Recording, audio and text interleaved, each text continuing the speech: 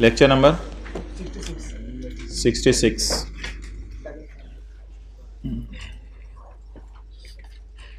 Volume 2 निकाल लें, page number 608। Okay, चलिए जी, 1 मिनट में दे रहा हूँ। ये ज़रा सवाल पढ़ के ना आप खुद पहले जज कर लें कि रिसर्च अच्छी वाली डेवलपमेंट, बुरी वाली डेवलपमेंट और कब से अमोर्टाइजेशन करनी है। पेज 608।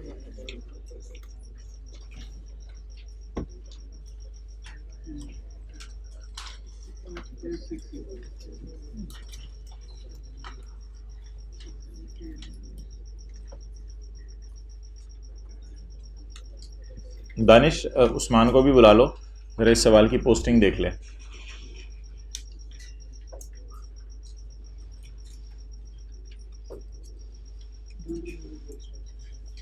चलें जी, ड्राफ्ट फाइनेंशियल स्टेटमेंट्स, बैठ जाओ। Draft financial statements of Tulip for the year ended shows follows. Total assets आ रहे हैं, टोटल लायबिलिटीज आ रही हैं और net profit for the year आ रहा है।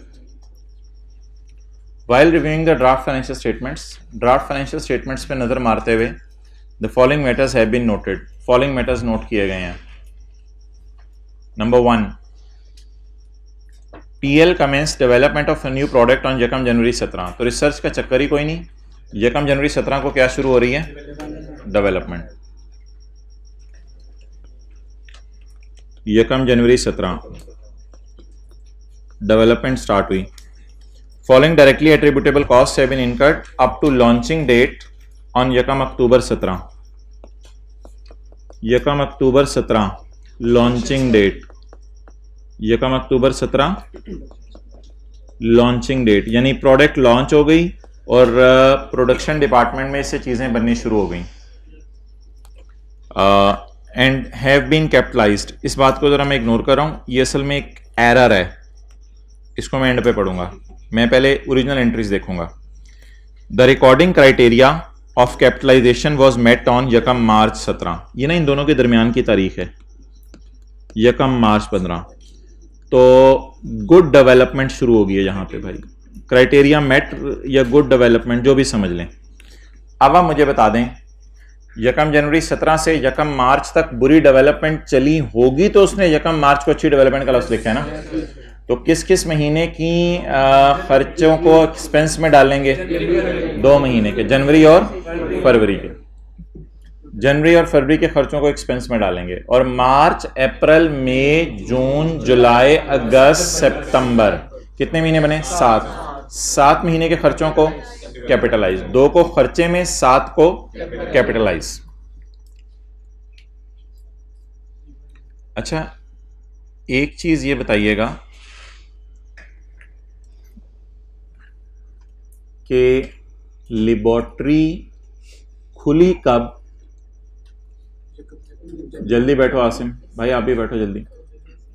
लेबोरेटरी खुली कब और साइंसदानों को आखिरी तनख्वाह देकर, लेबोरेटरी खुली कब और साइंसदानों को आखिरी तनख्वाह देकर कब बंद हो गई? भाईजान ये ना यहां से यहां तक होगा, यकम जनवरी 17 से यकम अक्टूबर तक। तो यकम जनवरी को लैब ओपन हुई और यकम अक्टूबर को जब प्रोडक्ट लॉन्च होगी तो साइंसदानों को कहा भाईजान आप जाएं। इस वजह से ये जो खर्चे हैं, स्टाफ सैलरी, ये जो खर्चे हैं ये 9 मंथ्स का खर्चा है। ये तो इक्विपमेंट है ना, ये तो फिक्स्ड एसेट है, इसको जरा साइड पे रखें। ये भी 9 मंथ्स का खर्चा है, ये भी 9 मंथ्स का खर्चा है। तो ये 9 मंथ्स के खर्चे हैं। एक बड़ा इंपॉर्टेंट सवाल होता है IAS 38 में कि आप लोग ना गलती से खर्चे को पकड़ के 12 से डिवाइड कर देते हैं। वो नहीं करना होता, देखना होता है खर्चा हुआ कितना अरसा, तो जितना अरसा खर्चा हुआ उसको उससे डिवाइड करके फिर रेलेवेंट अच्छी बुरी में तकसीम करना होता है। तो पहली बात ये हो गई। The recording criteria was met on Yakam March. All costs have been incurred evenly during the period. All costs have been incurred except equipment which was purchased on, except equipment जो कि सिर्फ इस प्रोजेक्ट के लिए खरीदा गया था यकम जनवरी को। तो स्टाफ सैलरी 9 महीने तक देखें कुछ खर्चे होते हैं फौरन और कुछ होते हैं इवनली। क्या मतलब? कॉलेज वालों ने बिल्डिंग खरीदी फौरन, फर्नीचर खरीदा फौरन, बिजली का बिल इवनली, मुलाजमीन की तनख्वाहें इवनली। तो खर्चे की नेचर डिपेंड करता है। तो फौरन कैश इक्विपमेंट की केस में क्रेडिट हो गया होगा, और ये जो स्टाफ की तनख्वाहें हैं और लैब के अंदर जो चीजें कंज्यूम होनी है, मटेरियल्स वगैरह, और जो कंसल्टेंट को हमने मशवरा लेने के लिए बुलाया हुआ है, इनको जैसे जैसे हर महीने आते रहे होंगे वैसे वैसे तनख्वाह देते रहे होंगे और वैसे वैसे कंज्यूमेबल्स खरीदते रहे होंगे। तो ये खर्चे 9 महीने मुसलसल होते रहे हैं, और ये खर्चा यकम जनवरी 17 की सुबह हो गया था पैसे पे करके, बल्कि ये तो कैपिटल एक्सपेंडिचर है। Okay, the estimated life of the product with 10 years. ये तो हमारा इंटेंजिबल है ना, प्रोडक्ट जो भी है इसकी 10 साल लाइफ है, लेकिन हमारे प्लांट की इक्विपमेंट की लाइफ 5 साल है। और TL has not charge any amortisation, अभी तक अमोर्टाइजेशन चार्ज नहीं की। तो अभी इस चक्कर में आप ना पढ़ें, पहले ये देख लेते हैं कि हमारी इस सारे डेटे की बुनियाद पर ओरिजिनल एंट्री क्या बनती है। 30, 90 और 212 का टोटल क्या है?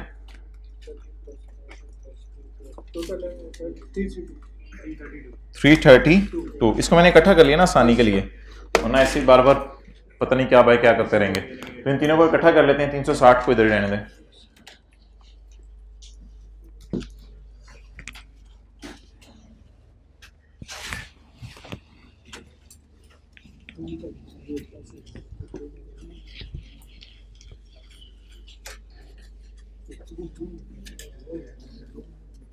ओके, चलें जी। ओरिजिनल एंट्रीज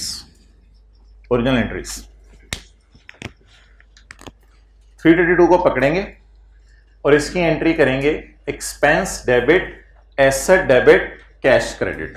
कुछ को एक्सपेंस में डाल देंगे, कुछ को एसेट में। एक्सपेंस डेबिट, क्योंकि इंटेंजिबल इसी साल मुकम्मल हो गया तो वर्क इन प्रोग्रेस का लफ्ज लगाने की साथ जरूरत नहीं है। Cash credit 332। सवाल खामोश हो तो पेमेंट सारी कैश में हो जाती है। अच्छा जी, 332 इंटू 2/9 ये हो जाएगा जनवरी, ये हो जाएगा जनवरी फरवरी का, और फिर मार्च अप्रैल मई जून जुलाई अगस्त सितंबर तक इसको capitalise. 332 into 7/2,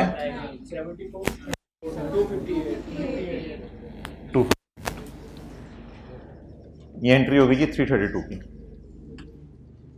I don't know solution में ऐसे हुई है नहीं हुई, you are supposed to note it down.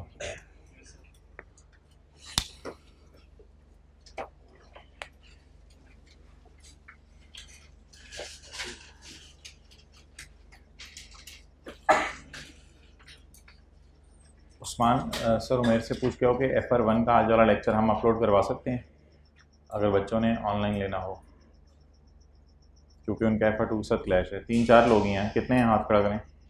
3-4 लोग हैं, हाँ। बट डिसीजन आपका फिर अपना होगा। अच्छा आगे चलें जी।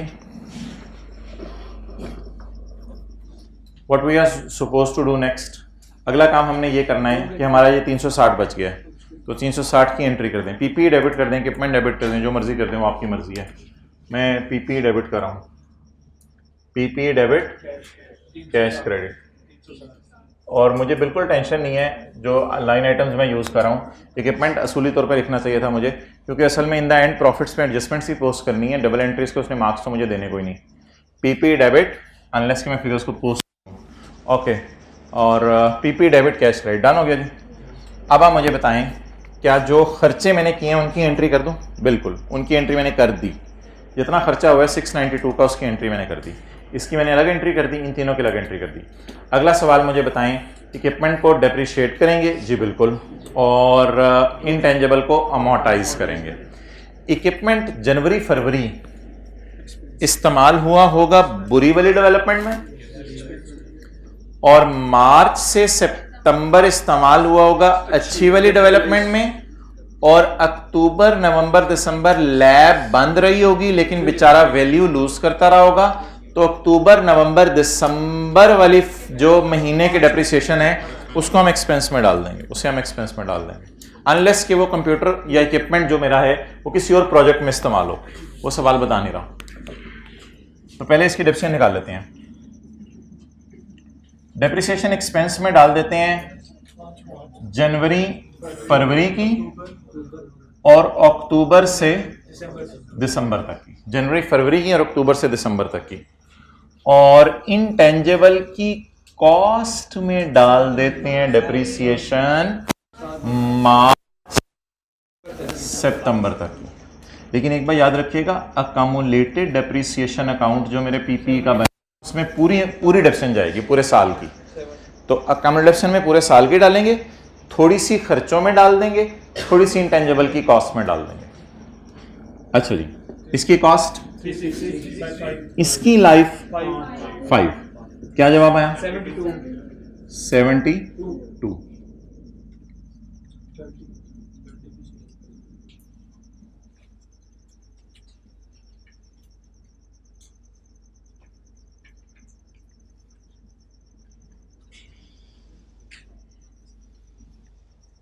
जी अच्छा, डन हो गया जी। अब आप हिस्से कर दें इसके 72 के। 72 के मेरे पास जगह नहीं है इधर, मैं कर रहा हूँ 72 12 महीने की डिप्शन है, 12 महीने की डिवाइडेड बाय 12 महीने।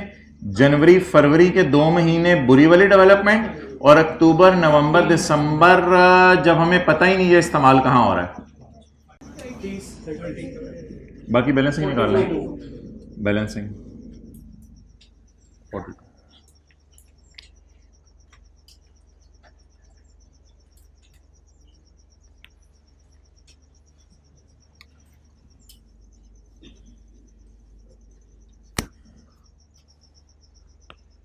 और आखिरी entry amortisation debit, accumulated amortisation credit. Amortisation debit, accumulated amortisation credit. अच्छा, एक एंट्री मेरी अवॉइड हो गई है क्योंकि मैंने इंटेंजिबल के साथ वर्क इन प्रोग्रेस का लफ्ज़ यूज़ नहीं किया था। तो इंटेंजिबल के साथ वर्क इन प्रोग्रेस का लफ्ज़ यूज़ करता तो फिर intangible work in progress credit, intangible को डेबिट करना पड़ना था, वो अवॉइड होगी। इस वक्त इंटेंजिबल की कॉस्ट कितनी वैसे बनी है? 300। 258 प्लस 42 300। तो अब हम मुझे बता दें, अमोर्टाइजेशन मैंने रिकॉर्ड करनी है, अमोर्टाइजेशन डेबिट और accumulated amortisation of my intangible credit.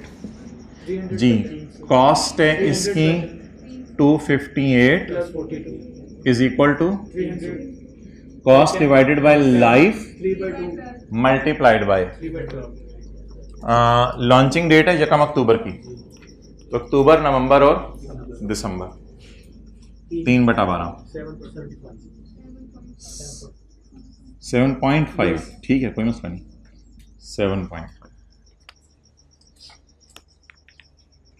So that is all about original entries.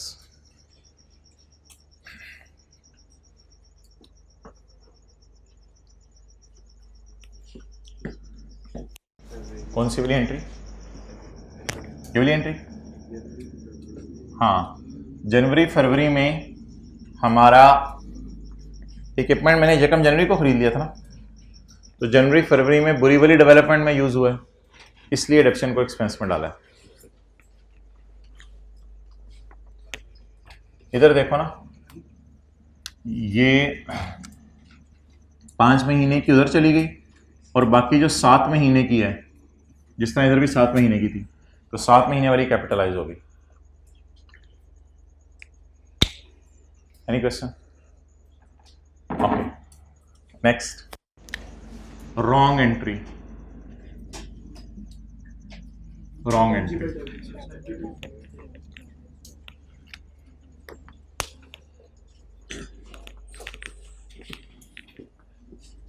काली पट्टी हटा रहा हूं।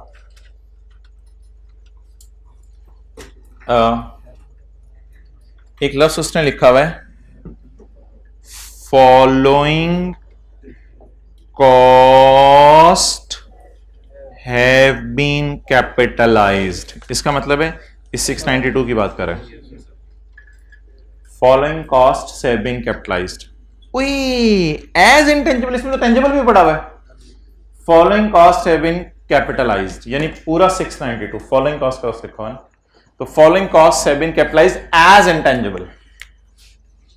एक बार याद रखिएगा, अकाउंटेंट असल में कैश की एंट्री कभी भूलता नहीं है, तो ये इसने इक्विपमेंट भी खरीदा होगा पे और बाकी चीजें भी खरीदी होंगी, तो following cost have been capitalised 692 following cost have been capitalised, ये कैपिटलाइज हो गई हैं। अच्छा, हमारे जहन में एक पेपर में सवाल आ सकता है, अल्लाह भला करे उसने जवाब दे दिया, हमारे जहन में ये सवाल आ सकता है जब ये कॉस्ट कैपिटलाइज हो गई हैं तो फिर ये अमोर्टाइज भी हुई होंगी गलत अमाउंट पे, तो इसलिए उसने क्लियर कर दिया कि उसने खुद क्लियर कर दिया कि however TL had not charged any amortization, तो इसने डेप्रिसिएशन तो चार्ज कर ही नहीं सकते थे वो, क्योंकि इक्विपमेंट तो उन्होंने रिकॉर्ड ही नहीं किया, तो इक्विपमेंट तो रिकॉर्ड ही नहीं किया, तो डेप्रिसिएशन रिकॉर्ड कर नहीं सकते थे, कर क्या सकते थे सिर्फ, वो भी उन्होंने नहीं की, तो इसका मतलब है ये क्या हो गई, रॉन्ग एंट्री। अब आप मुझे बताएं, रेक्टिफाइंग एंट्री करके प्रॉफिट्स, एसेट्स और लायबिलिटीज में लेके जाऊं या डायरेक्ट पोस्ट करने की कोशिश कर लें? डायरेक्ट पोस्ट करने की कोशिश कर लें। रेक्टिफाइंग एंट्रीज करके अगर आप जाएंगे तो फिर ये जरा आपके लिए मुश्किल हो जाएगा। तो आज मैं पहली दफा इंट्रो की क्लास में, मुझे याद है प्रॉफिट पे इंपैक्ट पढ़ाया जाता था, एंट्रीज का प्रॉफिट पे इंपैक्ट, शायद एसेट्स लायबिलिटीज पे नहीं होता था, लेकिन कोई ऐसी परेशानी वाली बात नहीं है। सवाल में से अब ये मेरी वर्किंग्स थी शायद, अब मैं मेंस रिक्वायरमेंट की तरफ आ रहा हूं, टोटल एसेट्स, लायबिलिटीज और प्रॉफिट। इसका तरीका पेपर में ये होगा, अनएडजस्टेड फिगर क्वेश्चन से आ जाया करेंगी। मैं रेक्टिफाइंग एंट्री करने नहीं लगा, डायरेक्ट पोस्ट करने लगा हूं जी। 2700 390, इसका टोटल नहीं करना, ये पैसे लायबिलिटी प्रॉफिट का टोटल किया हो गई। ओके, इसके लिए एक काम उस्मान आसानी के लिए मैं करने लगा हूं, क्योंकि वो काम आपको टफ टाइम देगा अगर आपने वही रहने दिया। अकोमोडेशन का लफ्ज़ मैं मिटा रहा हूं, पीपी का लफ्ज़ जब लिखा होगा आसानी हो जाएगी, और अकोमोडेटेड अमोर्टाइजेशन का लफ्ज़ मैं हटा रहा हूं। इंटेंजिबल की अकोमोडेटेड अमोर्टाइजेशन, तो इंटेंजिबल अकाउंट जैसे बुक वैल्यू पे बन रहा है, थोड़ा सा आसानी के लिए शेयर यार मैंने ये काम कर लिया। एक बात ये हो गई। दूसरी बात, आपको सिर्फ एक चीज टफ टाइम देगी, वो चीज है इंटेंजिबल। क्यों? 1 2 3, इधर आपको 3 जगह नजर आ रहे हैं, इधर आपको एक दफा नजर आ रहे हैं, तो थोड़ा सा इंटेंजिबल को पोस्ट करते हुए सोचना पड़ेगा। लेकिन माशाल्लाह टीटीडी डीटीडी नेट नोट करने इतने आपने सीखे हुए हैं कि आपके लिए ये भी इंशाल्लाह पोस्टिंग आसान है। थोड़ा सा जरा मुझे ऐसे ही बता दें कि असूली तौर पर कैलकुलेटर पढ़े, ये जो ट्रिक है वो आपने सीखना है। अब ये मेन चीज पोस्टिंग का असूल है, ये आपने सीखना है। 258 प्लस 42 माइनस 7.5, 292.5 आपका एसेट बच रहा है, एसेट आपका एसेट बच रहा है, यानी डेबिट बच रहा है, समझ लें। तो 292.5 डेबिट साइड पे आपका बचा है या क्रेडिट साइड पे? असूली तौर पे डेबिट कितना होना चाहिए था? कट कटा के, कुछ खर्चे भी थे, कुछ डेप्रिसिएशंस भी थी, कुछ भी था, उसूली तौर पे डेबिट होना चाहिए था 292 से। हुआ कितने से? कितने से ज्यादा हो गया? आप बताएं, रेक्टिफाइंग एंट्री में मैंने 292 को 692 पे लेके जाना है या 692 को 292 पे लाना है? सोच के बताएं, मेरे एसेट इंक्रीज करेंगे या डिक्रीज? एसेट डिक्रीज करेंगे।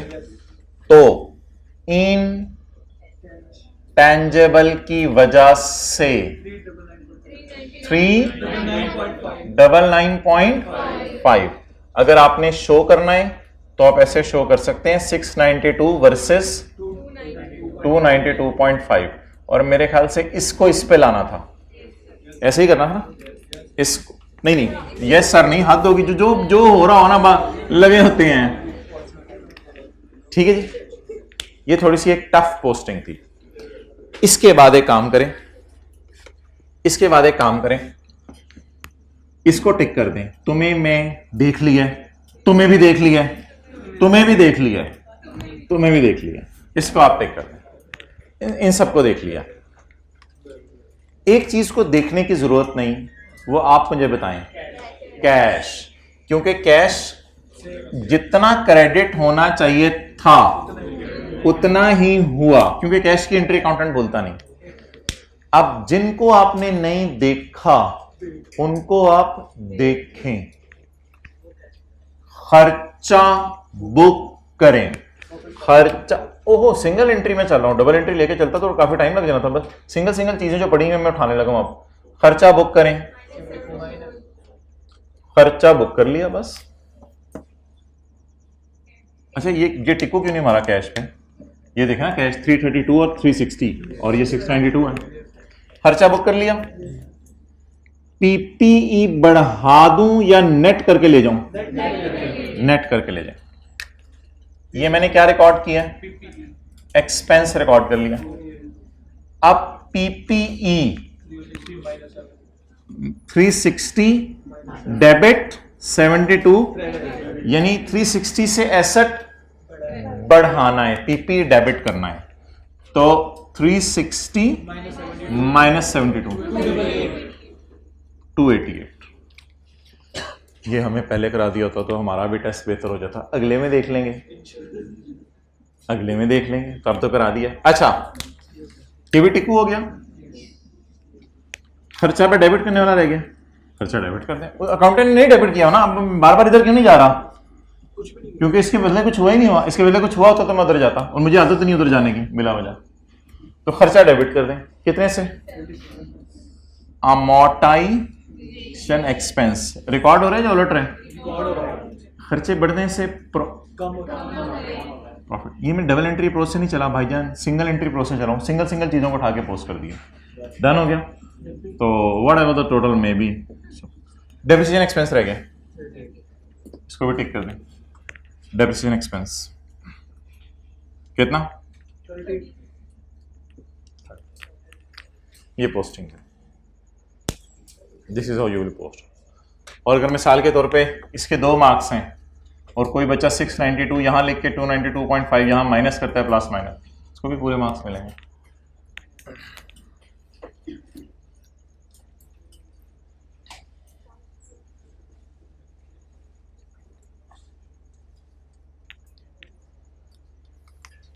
अप्रोच समझ आइए, दोबारा जरा देखें। टफ टाइम कौन सा अकाउंट देगा? जो दो नहीं जो ज्यादा जगह आ रहा होगा जो दोनों जगह ज्यादा जगह आ रहा होगा। उधर एक दफा आ रहा है इंटेंजिबल, इधर कई दफा आ रहा है। तो उसको नेट नोट करके पहले आपने देख लिया। नेट करने के बाद देखा ओरिजिनल में कितना, रॉन्ग में कितना है, फिर रेक्टिफाइंग में पोस्ट कर दिया। इसके बाद जितनी चीजें नजर आ रही हैं अब आपको, अल्लाह का शुक्र है कैश कैश से कैंसिल हो रहा है। बाकी जो चीजें पड़ी हैं उनको उठा के इधर ही लाना है। इसे प्रॉफिट्स में क्या कर दें? Good good. इसको एसेट्स में नेट करके ऐड कर दें। इसे प्रॉफिट्स में, इसे प्रॉफिट्स में माइनस कर दें।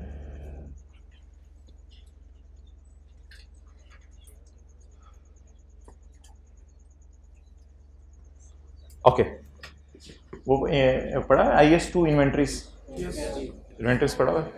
अच्छा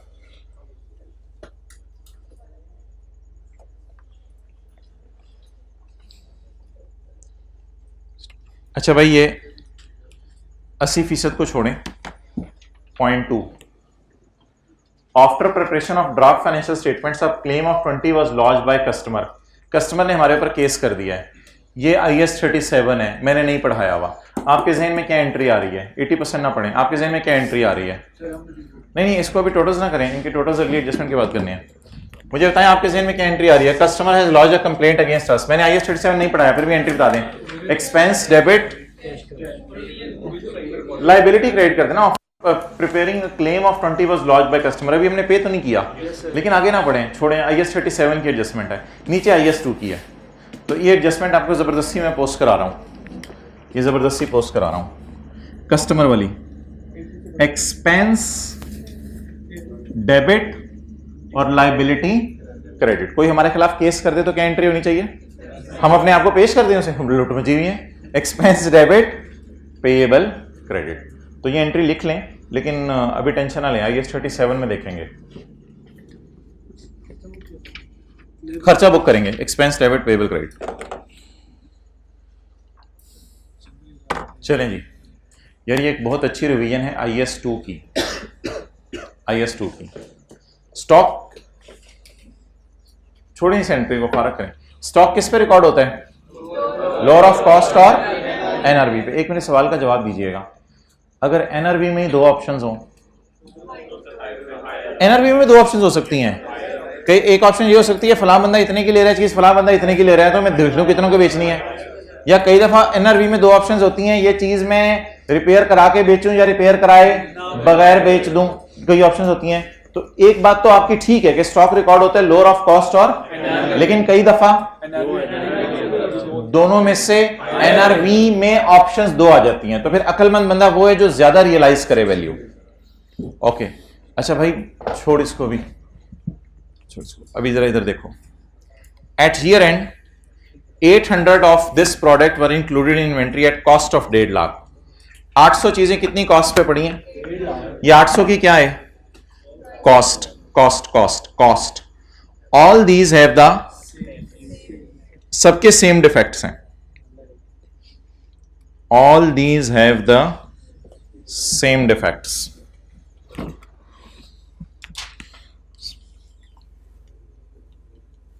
आठ 800 चीजें पड़ी हैं किस पे? 150 पे। जवाब मैं रुपीज इन थाउजेंड में कराऊं। 1,20,000 ये कॉस्ट आ गई मेरे सारे स्टॉक की। दोबारा पढ़ लें, at year end 800 units of this product at a cost of 1.5 lakh.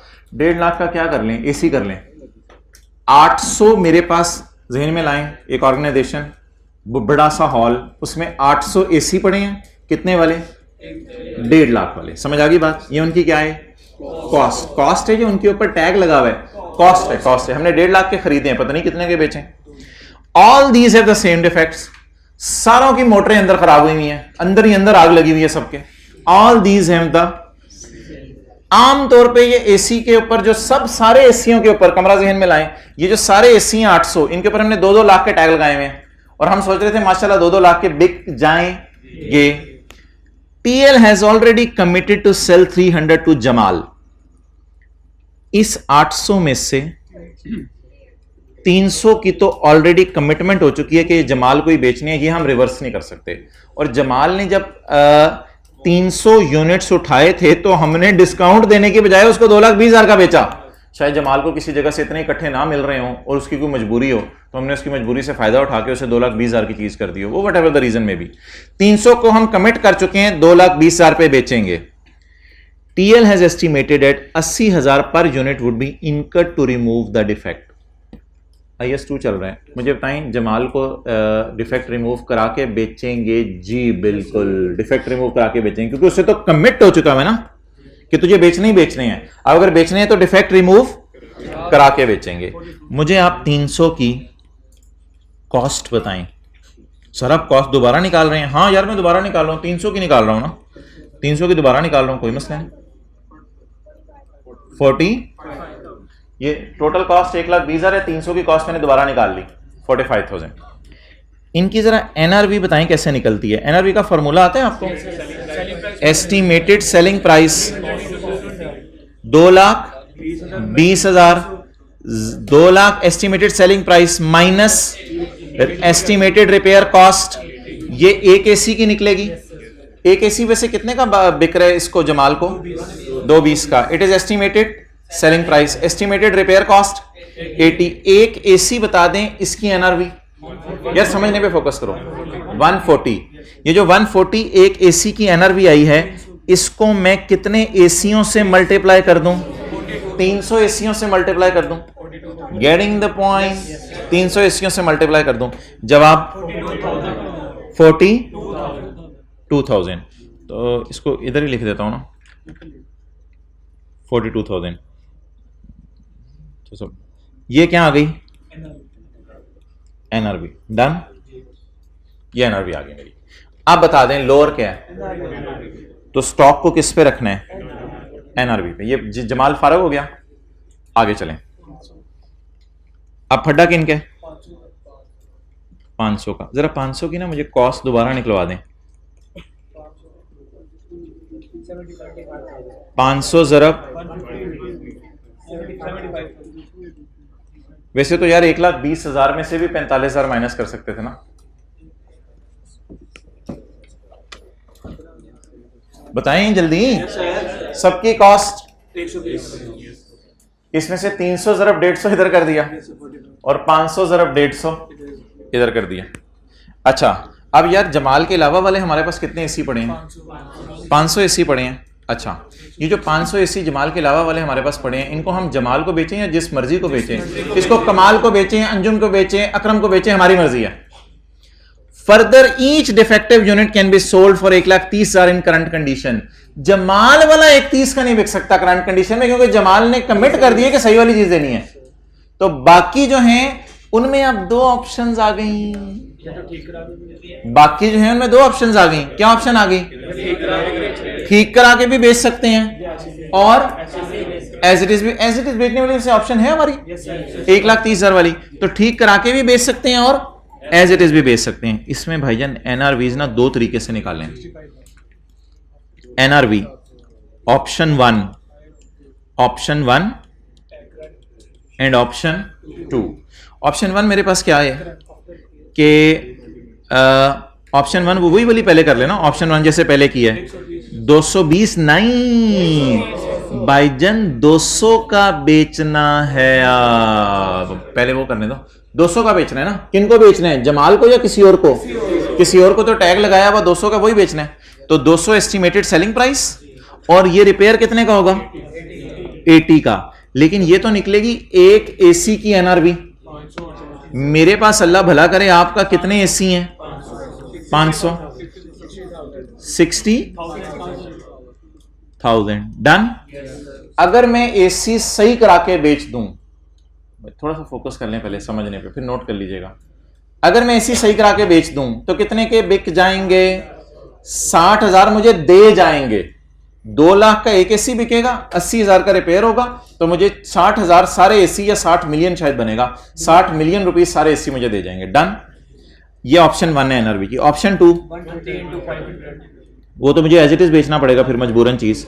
जब मुझे एज इट इज चीज बेचनी पड़ेगी तो वो मैं क्या पकड़ूं, 130 इंटू कितने एसी, 500, 60।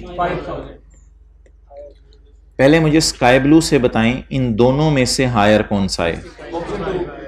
एनआरवी को कौन सी को मैं पकड़ूं, 65 वाली। अब 60 को तो मैं क्रॉस कर दूं, क्योंकि ये तो मुझे नहीं लग रहा मुझे वारा खाएगा। बेहतर है एज इट इज ही बेच दूं, पागलों रिपेयर करा के बेचूं। एज इट इज बेचने में ज्यादा फायदा आ रहा है। 2 एनआरवीज हो तो कौन सी लेनी है। अब कॉस्ट और एनआरवी में से कौन सी लेनी है, एनआरवी। लोअर कौन सी है, एनआरवी। डन हो गया। अब आप मुझे बता दें एनआरवी का लॉस इधर, गुड गुड गुड, 3,000। इधर का लॉस, इधर का लॉस 10,000, टोटल 13,000। 13,000 की entry, cost of sale debit, inventory credit, 13 million बनेगा। कॉस्ट ऑफ सेल डेबिट और इन्वेंट्री, कौन सा लॉस आ गया, NRV loss. Cost of sale debit, debit debit debit debit debit debit debit debit, खर्चा बुक हो रहा है। कॉस्ट ऑफ सेल डेबिट और इन्वेंट्री क्रेडिट। सबर कर जाए सारे, पूरा रिवाइज करें। कितने एसी पड़े हैं हमारे पास, 800 एसी पड़े हुए हैं हमारी इन्वेंट्री में। कितने वाले, 800 ज़रब 1.5 लाख, 1,20,000, या 300 ज़रब 150 और 500 ज़रब 150। एक ही बात हो गई। ये डेटा सारा कॉस्ट का आ गया। नॉर्मली बिकते हैं 2 लाख के, अच्छा चलो ठीक है, लेकिन हम वादा कर चुके हैं जमाल को कि तुम्हें 2,20,000 का बेचेंगे। अब बेचना ही बेचना है और कोई चारा नहीं है। लेकिन हमने अंदाजा लगाया है कि 80,000 पर यूनिट रिमूव करने का आएगा डिफेक्ट के। तो पाया और खोया कभी क्लास में बोला है मैंने, क्या पाएंगे, क्या खोएंगे, कितने यूनिट्स पे, जमाल वालों पे। चलें जी, नाउ फीलिंग कंफर्टेबल। अच्छा, बाकी कितने बच गए, 500। अगर एज इट इज बेचने हैं तो उस पे पाएंगे 130, 500 पे।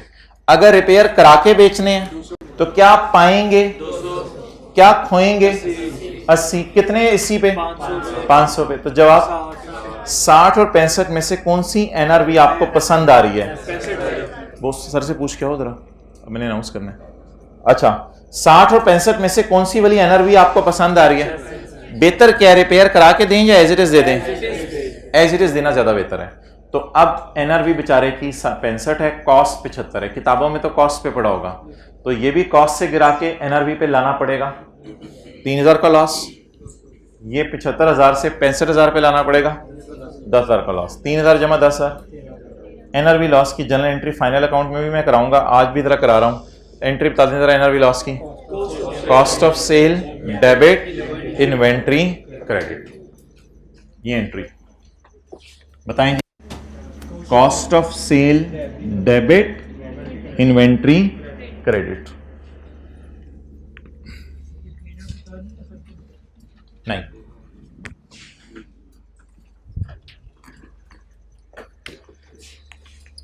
इनके टोटल मुझे ना करवाएं, वो माशाल्लाह आप खुद कर लेंगे, कोई टेंशन वाली बात नहीं।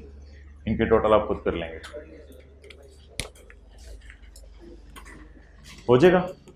ठीक है भाई, FR1 का भी रिकॉर्ड हो जाएगा, ये भी रिकॉर्ड हो जाएगा, अब आपकी मर्जी है। कैमरा इधर कर दो और इंशाल्लाह हम 1:50 के ऊपर जो है वो रूम 5 में मिलते हैं। हाँ, ऑनलाइन क्लास तो उसी तरह चलती रहेगी, आप लोगों को मैं बता रहा हूँ नमाज के बाद। चलो पॉज कर दो। Okay, IS 38 pass paper, question number 8, Apple limited, page number, volume 1, Apple limited. Page number बता दें, पास पेपर का क्वेश्चन। वॉल्यूम 1 कल कहा था लाने को, वॉल्यूम 1 221 और क्वेश्चन नंबर क्या है, 8।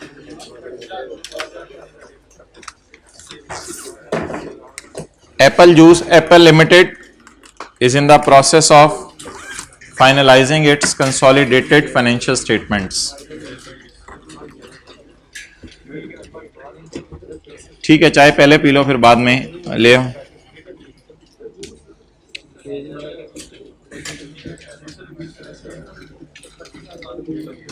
वो एसेट्स बता दें जो इंटरनली जनरेट किए जाएं तो रिकॉर्ड करने की इजाजत नहीं है। वो assets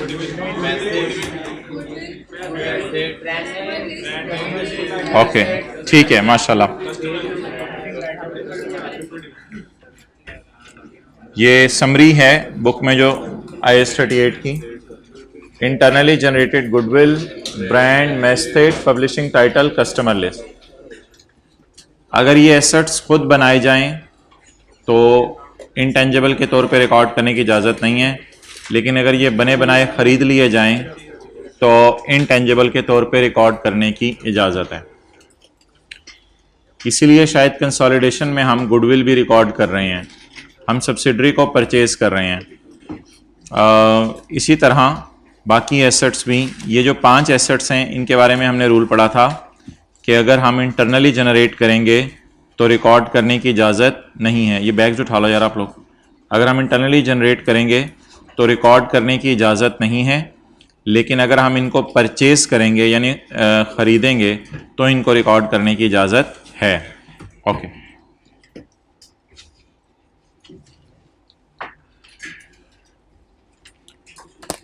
page 221। Apple Limited is in the process of finalizing its consolidated financial statements for the year ended 30 June 2018. Following information pertains to group. Requirement: prepare a note on intangibles for inclusion in the consolidated financial statements for the year ended 30 June 2018 in accordance with the requirements of खाला जी के standard. Total column is not required, यानी इनका total करने की ज़रूरत नहीं है। As on 30 June 2017, revalued amount of airs licence as on 30/17 का मतलब है opening, as on 30/17 revalued amount of airs licence and related revaluation surplus were 450 and 30 million. अच्छा, मेरे ख्याल से इसने डेप्रिसिएशन वगैरह ओपनिंग इसलिए नहीं दी क्योंकि हो सकता है 30/17 को यानी पिछले साल के आखिरी दिन रीवैल्यू हुआ हो, तो रीवैल्यूड अमाउंट का लफ्ज़ लिखा हुआ है ना, तो पिछले साल के आखिरी दिन रीवैल्यू हुआ हो तो पुरानी सारी डेप्शन तो फिर फारिग हो गई होगी। तो एज ऑन 30/17 का मतलब है पिछले साल के आखिरी दिन ये रीवैल्यू और उस पर सरप्लस इतना आया है, तो ये as on means opening balances हैं। तो working number 1, date, description, asset, revaluation surplus and P&L। Okay, 30/17 का मतलब होता है 1 जुलाई 17, यानी पिछले साल का क्लोजिंग है और हमारे साल का ओपनिंग है। ओके, बताएं जी ओपनिंग बैलेंस कितना आ रहा है? 450 और सरप्लस में 30।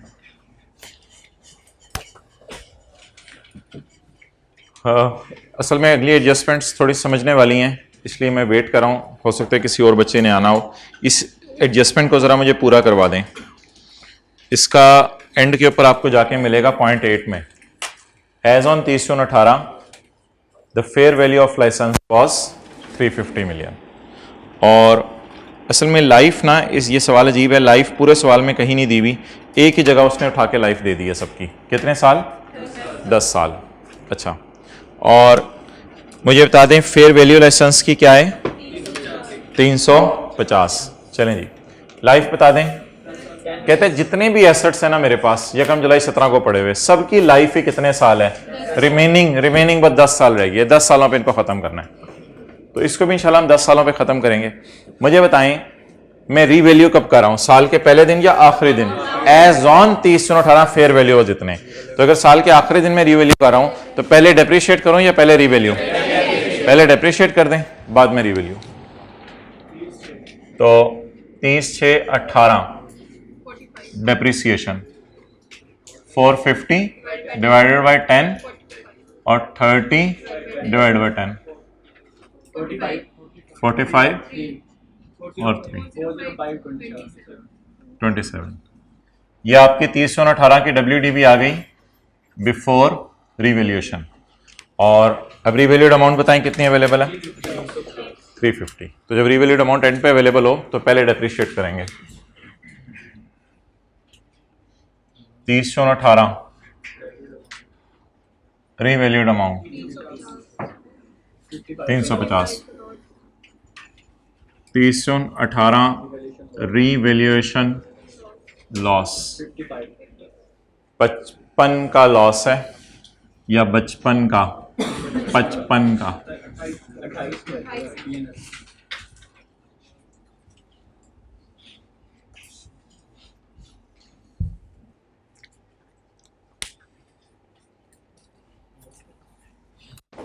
जी नोट कर लें, लेकिन दूसरे सफ़े से नोट कीजिएगा, पहले सफ़े पे तो नोट बनाने हैं। अहमद ब्लैक मार्कर एक दो ज़रा और ले आओ, ज़रा नहीं पूरा ही ले आना।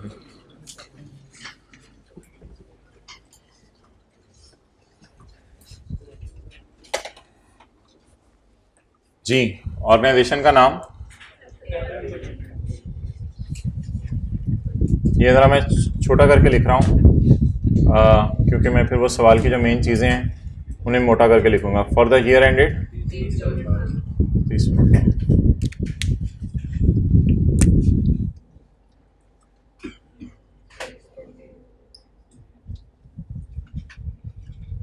gross carrying amount and accumulated amortization.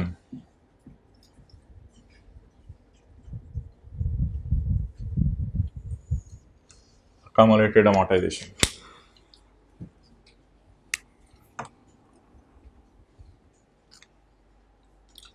Note बनाते हुए आपने सिर्फ एसेट का कॉलम देखना है, बस। नोट बनाते हुए आपने सिर्फ एसेट का कॉलम देखना। चलें जी, ओपनिंग बैलेंस कितना है 450। असल में ये 450 पिछले साल की रिवैल्यूड अमाउंट है। ये 450 एज ऑन 30/17 भी ये रिवैल्यू हुआ था, तो पिछले साल की रिवैल्यूड अमाउंट है, तो इसलिए पिछले साल अकोमोडेशन का बैलेंस एसेट में शिफ्ट हो गया होगा। चलें जी,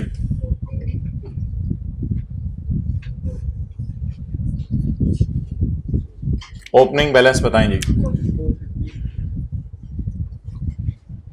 पिछले साल सारी अकोमोडेशन एसेट में शिफ्ट हुई होगी। चलें जी, अब एंट्रीज करवा दें। ये पढ़ें, depreciation expense debit, accumulated depreciation, asset नहीं क्रेडिट। अब एसेट और अकामुलेशन अकाउंट अलग अलग बन रहे, तो एक एक पोस्टिंग करें। Depreciation expense debit, accumulated depreciation credit. तो जो अकामुलेटेड डेप्रिसिएशन क्रेडिट हो रही है ना, वो मैं पोस्ट करूंगा अकामुलेटेड डेप्रिसिएशन या अमोर्टाइजेशन क्रेडिट, तो ये वो पोस्ट हो रही है जी। भाई आप बड़े टाइम पे आए हैं, अभी हमारी नॉर्मल रिवैल्यूएशन की एक एडजस्टमेंट चल रही है। रिवैल्यूएशन की 2 एंट्रीज होंगी। एक एंट्री वार्म अप की होगी, वो 45 रुपए से होगी, वो ट्रांसफर की होगी।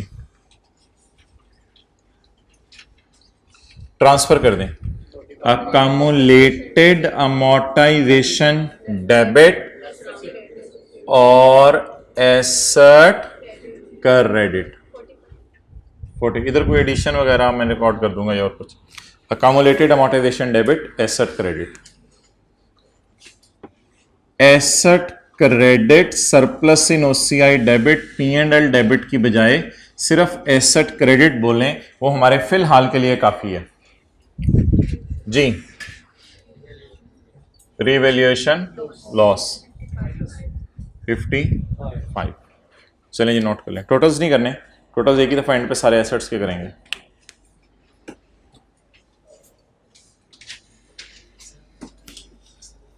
जज़ाकल्लाह।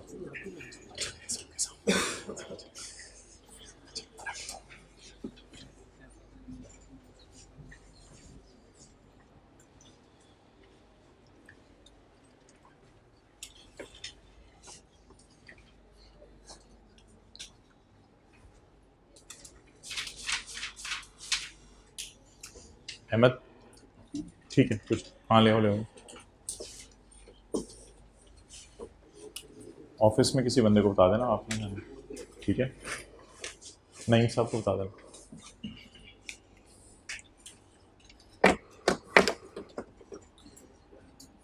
चलें जी, पहली एडजस्टमेंट अब मैं करने लगा हूँ। जहाँ तक तस्वीर खींच लें जो लेट आए हैं वर्किंग 1 की, वर्किंग 2 अब मैं करने लगा हूँ। वर्किंग 1 की तस्वीर खींच लें।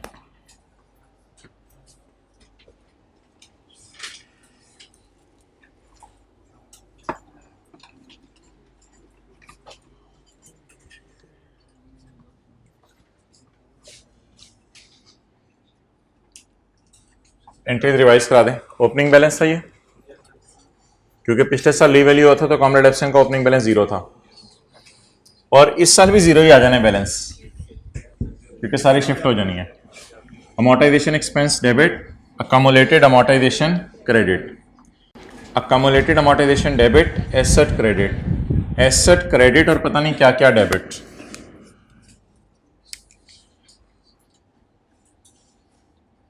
अमोर्टाइजेशन लिखना चाहिए था। अच्छा, वैसे अगर आप पेपर में ये वाले कॉलम नहीं भी बनाएंगे ना दोनों, तो मार्क्स नहीं कटेंगे, क्योंकि हमने तो सिर्फ एसेट की मूवमेंट देखनी है।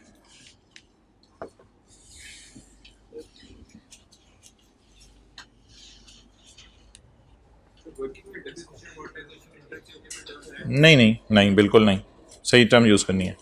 ऑन 1 जुलाई 2017 साल के पहले दिन AL acquired 100% subsidiary, AL acquired 100% subsidiary.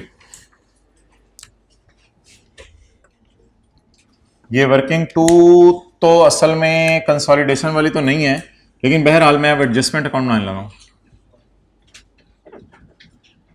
ताकि गुडविल निकले और गुडविल भी मेरे नोट के फेस पे नजर आए। और 1 जुलाई 2017 AL acquired entire shareholding of Mango Limited for ₹1950। ये कौन से पैसे हैं 1950? इन्वेस्टमेंट्स, सऊदी किंग को जो हमने पैसे दिए 1950।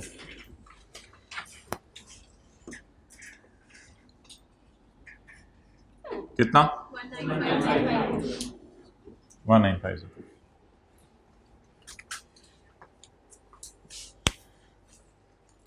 Fair value of assets, net assets appearing in ML's books at acquisition are given below। जी ये ना असल में वो शायद समझ रहे हैं कि आप बड़े हो गए हैं और आपको शेयर कैपिटल रिटेन्ड अर्निंग वगैरह के चक्कर में नहीं डाल रहा वो नेट एसेट्स दे रहे हैं और अच्छी बात है, इनके फेयर वैल्यू दे रहे हैं। नेट एसेट्स, नेट एसेट्स, इसमें कोई सॉफ्टवेयर भी है और जाहिर बात है आपको पता है सब्सिडरी की बाकी लैंड, बिल्डिंग, कैश, डेटर वगैरह भी होंगे, लाइबिलिटीज भी होंगी।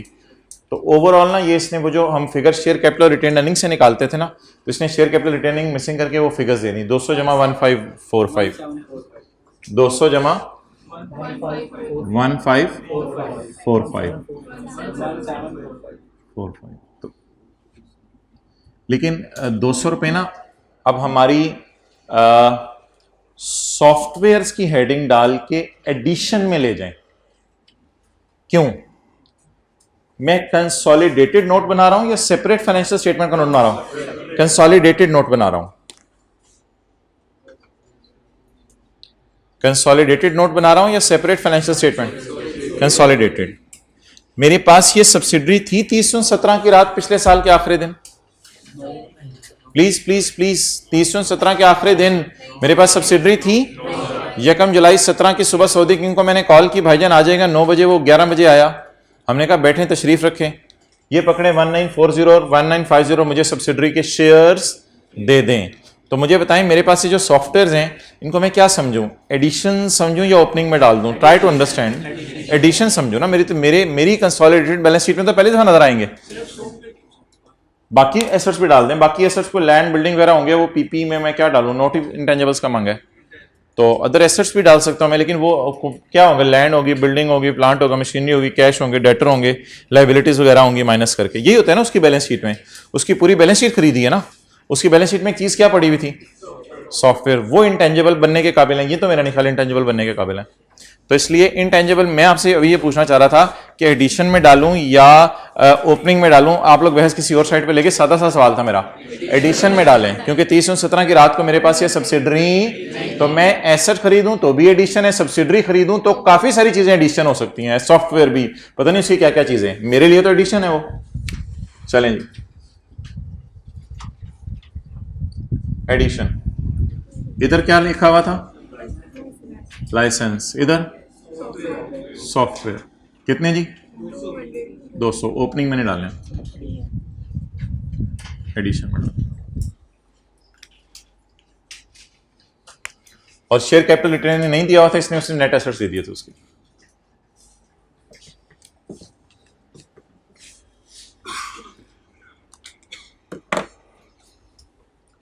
In respect of acquisition of subsidiary, following information is also available।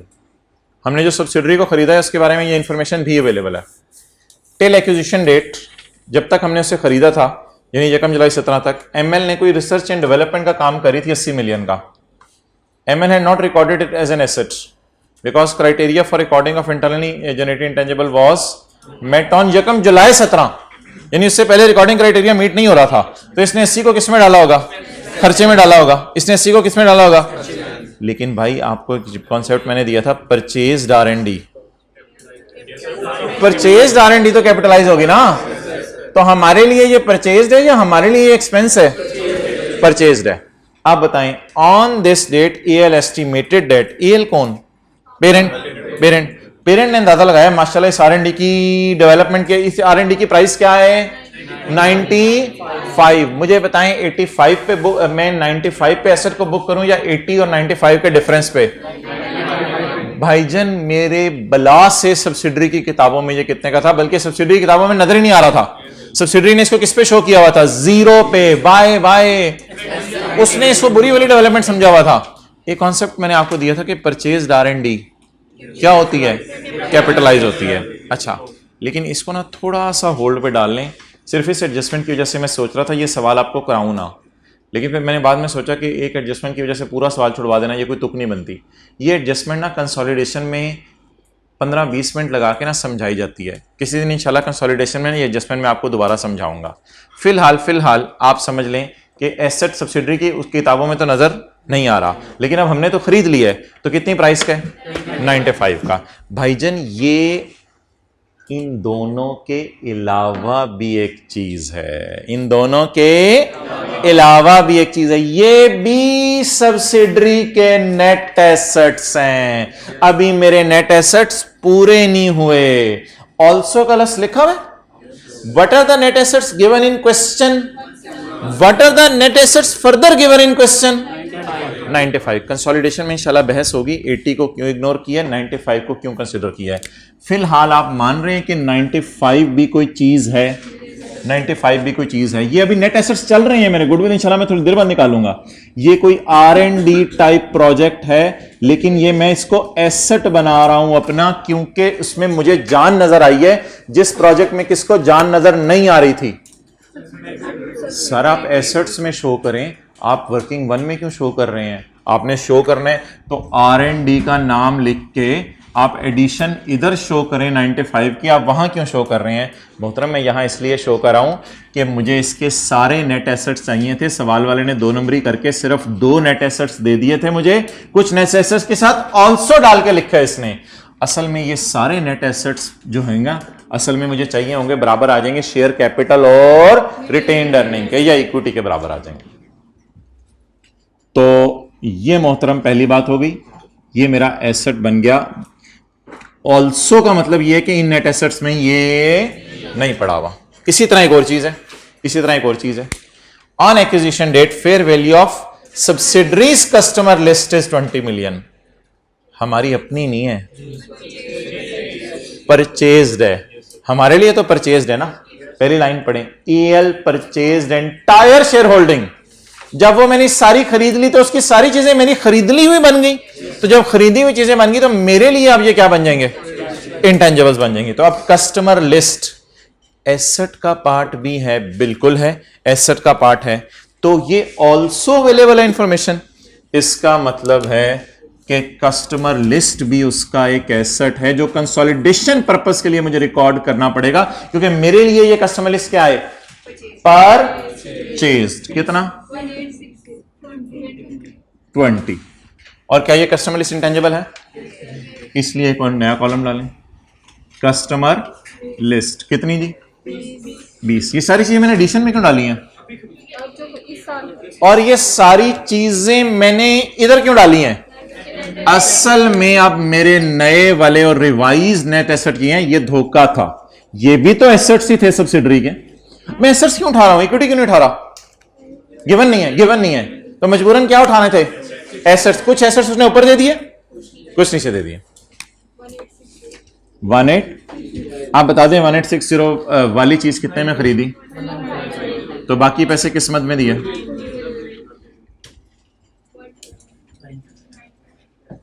90 को ले आए इधर, लुट मचा दें, जबर भरमार होगी ना। 90 को भी ले आए, ये गुडविल है। पेज खत्म हो गया, चलो व्हाट कैन आई डू।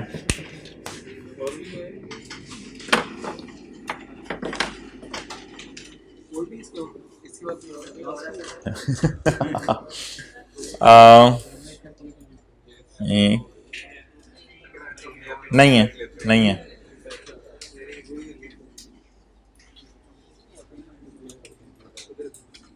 हो सकता है आज कंपनी जिम्मेदार नहीं होगी, लेकिन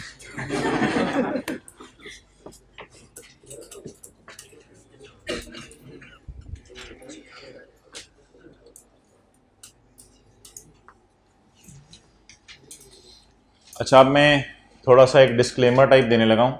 मेरे दिल में था इन 2 एडजस्टमेंट्स की वजह से कि सवाल ना करवाया जाए आपको, लेकिन अगर ये बात मैं साइड पे रख दूं तो मुझे पहले ये चीज बता दें कि किसी की खरीदें अगर हम कस्टमर लिस्ट तो वो इंटेंजिबल है, इसलिए ये 20 यहां पे मैंने शो किया। किसी का अगर R&D परचेज करें हम तो हमारे लिए तो इंटेंजिबल है, इसलिए ये 95 मैंने यहां पे शो किया है। ये दोनों बातें मैंने आपको समझा दी और अल्लाह का शुक्र है इसमें मसला भी कोई नहीं। मसला सिर्फ ये है आपके जहनों में आएगा 95 और 20 इधर क्यों आ रहा है, तो इंशाल्लाह इसकी डिस्कशन कंसोलिडेशन में वक्तन फवक्तन होती रहेगी। तो इस इधर जो 95 और 20 नजर आ रहा है उसकी आपने टेंशन नहीं लेनी। इसकी वजह से थोड़ी सी वजह मैंने ये बता दी है कि कंसोलिडेशन में हम रिवीजन करेंगे, कभी कभी हमें शेयर कैपिटल रिटेन अर्निंग नहीं दी होंगी बल्कि अगले के नेट एसेट दिए होंगे। लेकिन इस सवाल में डबल अंडरलाइन करने वाली बात है ऑल्सो, इसका मतलब है इन दोनों के अलावा भी इसके कोई नेट एसेट्स हैं। तो उन एसेट्स से हम असल में इसकी इक्विटी पे पहुंचना चाह रहे हैं। ये इसके टोटल नेट एसेट्स हैं, टोटल यानी सारे, ये शायद इसके अधूरे नेट एसेट्स हैं और ये टोटल नेट एसेट्स हैं, या इसकी इक्विटी भी कह सकते हैं आप इसको। चलें जी आगे, तो IAS 38 का सवाल है। 1 मिनट ले लें, इधर लिखते हैं एक्सपेंस या एसेट, कैपिटलाइज किसे करना है और वो किसे करना है। इसमें स्टैंडर्ड खोलने की जरूरत एक दो जगह पड़ेगी, वो मैं खोल देता हूँ। स्टैंडर्ड खोले बगैर जरा 3-4 चीजें तो पता चल रही है ना। अब हर चीज के लिए स्टैंडर्ड तो नहीं खोलना जरूरी, कुछ चीजें वैसे भी तो पता चल जाती हैं। हाँ फॉर्मेट पूरा हो गया। ऐसी एडजस्टमेंट में ना कोई 1 या 2 गलती हो जाती है, अल्हम्दुलिल्लाह बाकी आपके सही हो जाएंगे। ट्राई कर लें, हो जाएगा सही। रिसर्च को कहां डालें?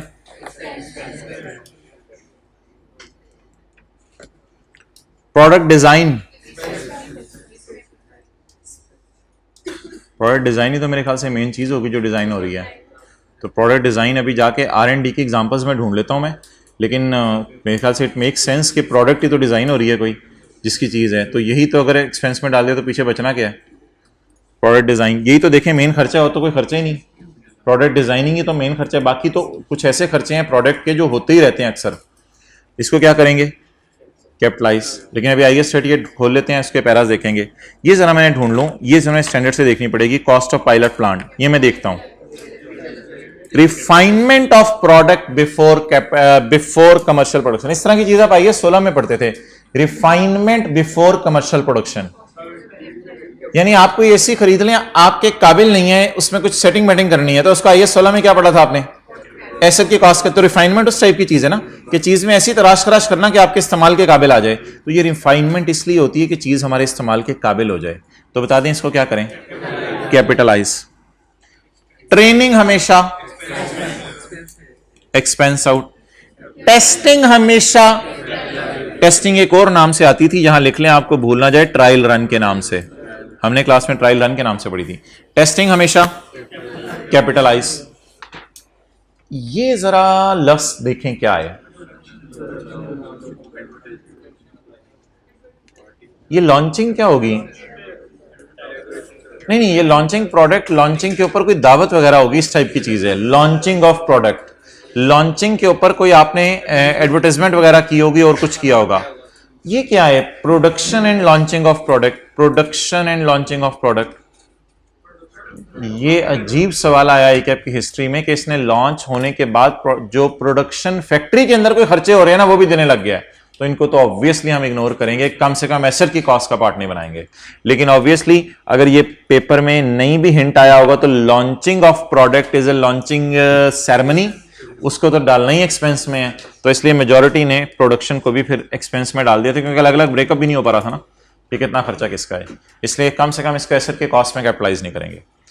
एक चीज अब है बच गई, ये वाली स्टैंडर्ड से ढूंढ लेते हैं। आप कंफ्यूज हो रहे थे, ये तो ढूंढनी ही स्टैंडर्ड से है।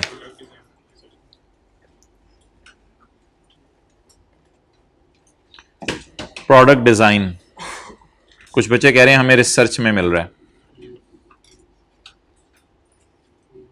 कौन सा पेज है किताब का? 185। मेरे पास तो वो प्रिंट होने से पहले किताब का वर्जन है। रिसर्च की एग्जांपल्स और डेवलपमेंट की एग्जांपल्स देखनी है ना। ये कौन सा पेज है किताब का? Examples of research. वॉल्यूम 1 185। अच्छा, 185 के अंदर कुछ रिसर्च की एग्जांपल्स हैं और कुछ डेवलपमेंट की एग्जांपल्स हैं। Activities aimed at obtaining new knowledge, हम दो चीजें ढूंढने आए हैं, प्रोडक्ट डिजाइन का लफ्ज ढूंढने आए हैं और एक लफ्ज हम ढूंढने आए हैं कॉस्ट ऑफ पायलट प्लांट, लेकिन ऐसा पायलट प्लांट है जो कमर्शियल प्रोडक्शन नहीं कर सकता। ये दो चीजें हम ढूंढने आए हैं।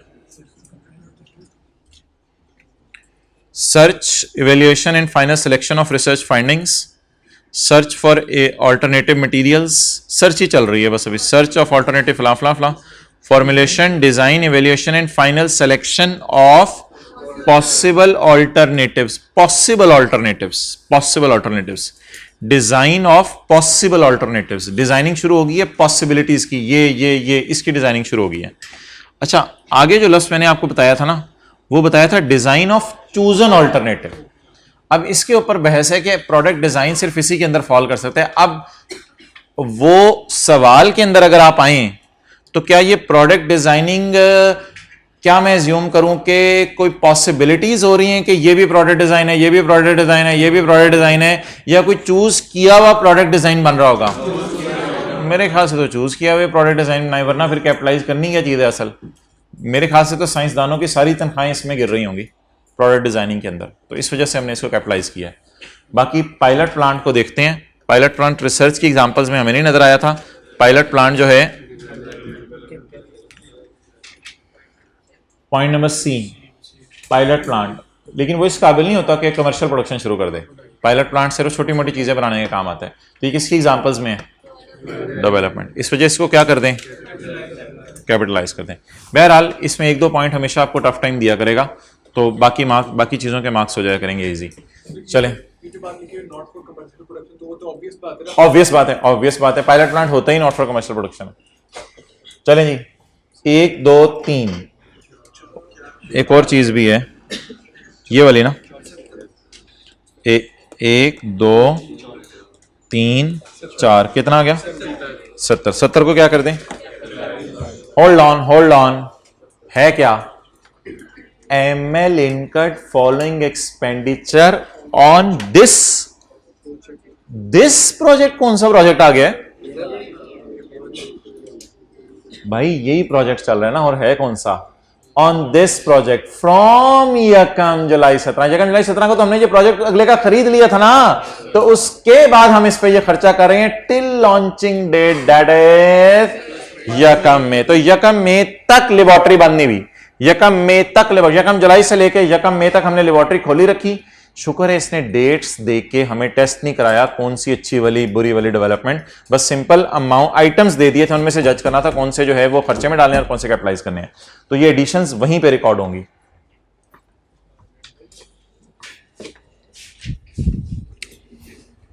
अच्छा यार, एडिशंस में आज एक बात आपको बताने लगा हूं। आईकैप कहता है बेहतर है एक्यूजिशन अलग शो कर दो और इंटरनली जनरेट अलग शो कर दो।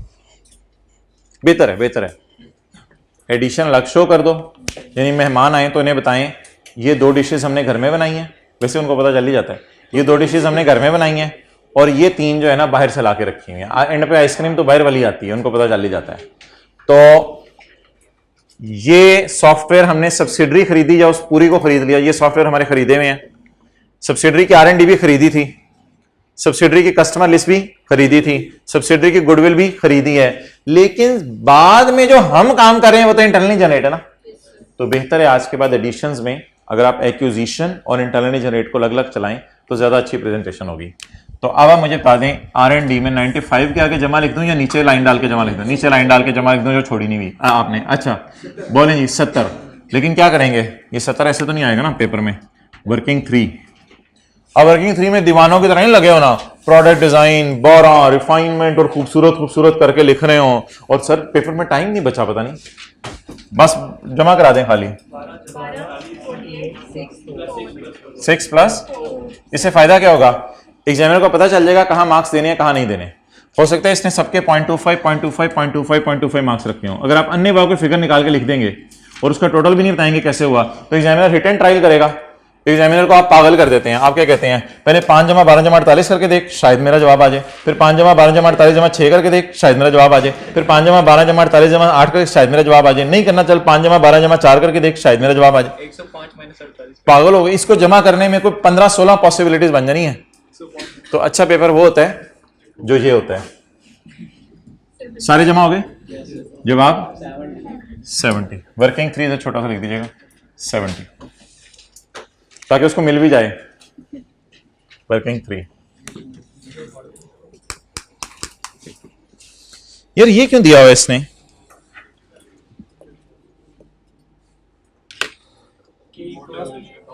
इस दिन से आगे अमोर्टाइज करना है। मई और जून का महीना क्या करेंगे, तो इस इंटेंजिबल पे कितने महीने की अमोर्टाइजेशन रिकॉर्ड करेंगे, 2 महीने की। पॉइंट। यार सवाल तो खत्म हो रहा है, तो टाइम आप ज्यादा लेके आए हुए थे। चलें खैर है, पढ़ें। एज ऑन यकम जुलाई 17, एज ऑन यकम जुलाई 17 साल के पहले दिन फेयर वैल्यू ऑफ पेरेंट की अपनी कस्टमर लिस्ट की 35 मिलियन है फेयर वैल्यू। इसे क्या करें, अपनी कस्टमर लिस्ट। इस तरह का तो याद रखिएगा, कॉन्सेप्ट हमने पढ़ा हुआ है IS 38 के अंदर के अपनी कस्टमर लिस्ट, अपना मेथड और अपना पब्लिशिंग टाइटल और अपना ब्रांड और अपनी गुडविल इंटेंजिबल नहीं है। तो आप बता दें, इज इट एन इंटेंजिबल? अच्छा, सब्सिडरी के क्यों धड़ कस्टमर लिस्ट में डाले जा रहे हैं? सब्सिडरी परचेज्ड है, और इसे क्यों नहीं डाल रहे? इंटरनल जनरेटर, तो इसलिए इग्नोर कर दिया। और नोट भी कोई नहीं देना होता पेपर में, वो फर्क करें। चलें, ऑन यकम जुलाई 17 the remaining life of all intangibles except goodwill was, goodwill की सारी पता लाइफ नहीं होती, गुडविल के अलावा बाकियों की लाइफ कितनी है, 10 ईयर्स। ऑन 31 मार्च, ठीक है अमोर्टाइजेशन निकाल लेते हैं, सबकी एक एक करके एक ही दफा निकाल लेंगे। On 31 March 18 ML sold one of its software for ₹110 million. तो एक सॉफ्टवेयर हमने बेच दिया जी 110 मिलियन का। कितने महीने इस्तेमाल करके? 9 मंथ्स इस्तेमाल करके। अच्छा, खरीदे कितने थे? Excellent, 200 million. एक कितने का था? 100 और 200 मिलियन, तो टोटल 2 सॉफ्टवेयर हमने खरीदे थे 100 वाले। तो 100 वाले अगर 2 सॉफ्टवेयर हो गए तो टोटल कितना हो गया? 200। अब 200 मिलियन के हमारे सॉफ्टवेयर हैं, 200 मिलियन के सॉफ्टवेयर में से एक सॉफ्टवेयर कितने मिलियन वाला कितने का बिक गया? 1 बिके, तो 1 के ऊपर लिखें ऑफ 1 100 वाला। 100 वाला कितने का बिक गया? 110 का। सबर सबर सबर, वो सारा मैं करूंगा। 100 वाला कितने का बिक गया? 110 का।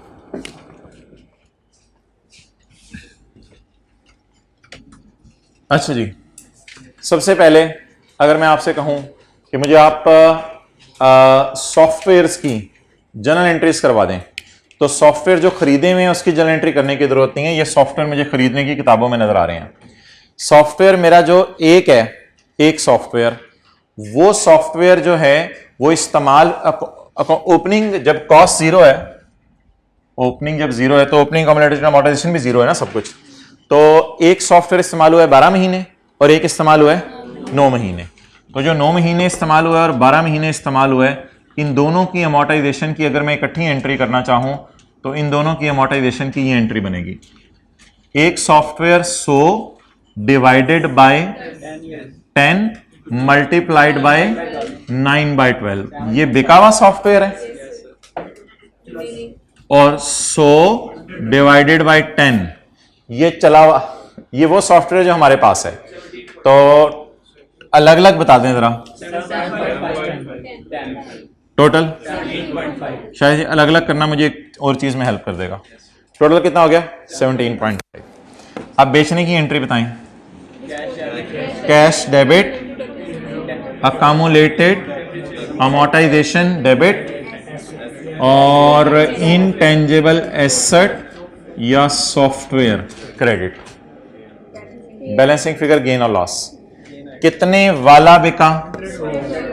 100 वाला। पहली दफा हमने खरीदा था क्योंकि सब्सिडरी को हमने ताजा ताजा खरीदा, तो ओपनिंग बैलेंस है नहीं। तो इस साल की अमोर्टाइजेशन, तो अकामुलेटेड अमोर्टाइजेशन में इस वाले की कितनी पड़ी है? 7.5। कैश गेन लॉस निकालने की कोई जरूरत नहीं है, मैं ये एंट्री धुरी छोड़ रहा हूं क्योंकि मैंने कौन सा P&L बनाना है। निकालने टाइम जाया करना। 17.5 और पेपर में अगर आप P&L क्रेडिट लिखे बगैर आ जाएंगे तो कोई मार्क्स नहीं एग्जामिनर काट सकेगा। आपने सिर्फ अपने समय के लिए एंट्री करना चाह रहे थे, आपको काम की फिगर्स मिल गई, बस फारिग करें। ओके, अब आप मुझे बता दें, ये एंट्रीज पोस्ट करवा दें। अकमुलेटेड अमोर्टाइजेशन बढ़ा दो, इस तरह बोला करें, अकमुलेटेड अमोर्टाइजेशन बढ़ा दो। ये अकमुलेटेड अमोर्टाइजेशन अकाउंट है, ये अकमुलेटेड अमोर्टाइजेशन अकाउंट है, बढ़ा दो कितने से? 17.5। अकमुलेटेड अमोर्टाइजेशन कम कर दो, जाहिर बात है बाकी 10 रुपए बाकी की बच जाएगी।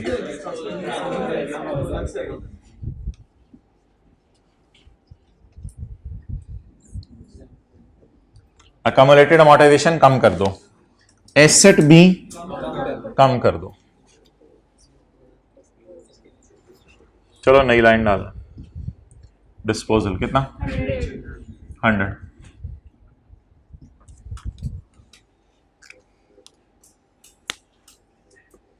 ये तो एक मार्क्स गिविंग एडजस्टमेंट थी ऐसी।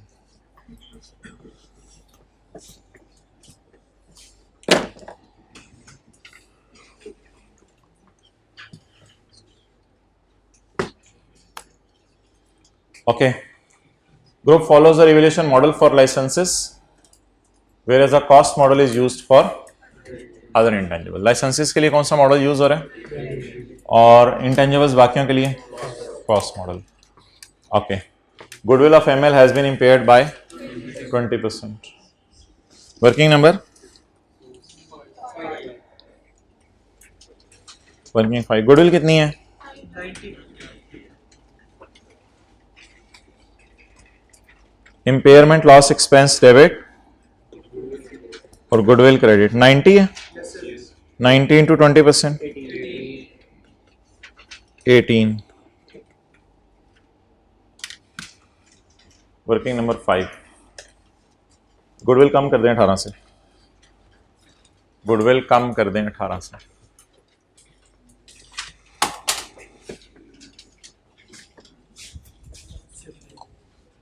बेहतर है अलग से कर दें।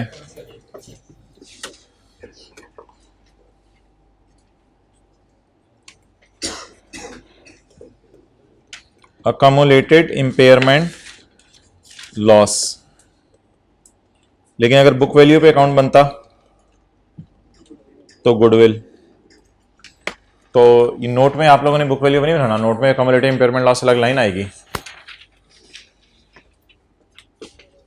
जगह नहीं बचनी। आप चलें, एक लाइन छोड़नी पड़ेगी टोटल्स के लिए। अकमुलेटेड इम्पेयरमेंट लॉस, ओपनिंग तो है कोई नहीं, तो इस साल का इम्पेयरमेंट लॉस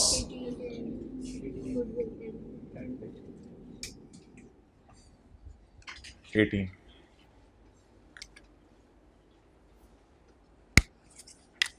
ये माइनस हो जाएगा इंशाल्लाह, डब्बे डब्बे डाल के मैं माइनस कर दूंगा।